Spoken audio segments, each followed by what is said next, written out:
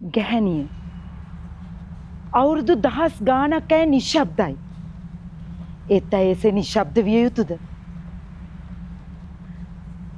ගැහැණිය හැමදාම බලාපොරොත්තු දල්වාගෙන ඉඳලා ඒ බලාපොරොත්තු මතම ඇය මිය යා යුතුද?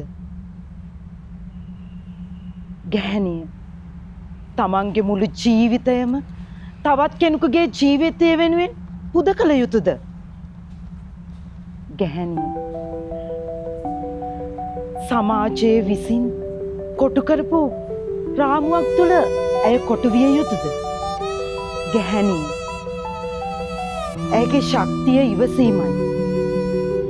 නමුත් ඇය ඒ ශක්තිය ප්‍රගුණ කළ යුතුද? හිතන්නවත් කාලයක් නැති ගැහැණියකගේ ජීවිතය දෛවයේ සරදමත් එක්ක ඒක එකතු වෙනවා. කවුරුවත් දන්නේ නැහැ ඒක ඉවර වෙන්නේ කොහොමද කියලා. මේක මහා පුදුම විහිළුවක්.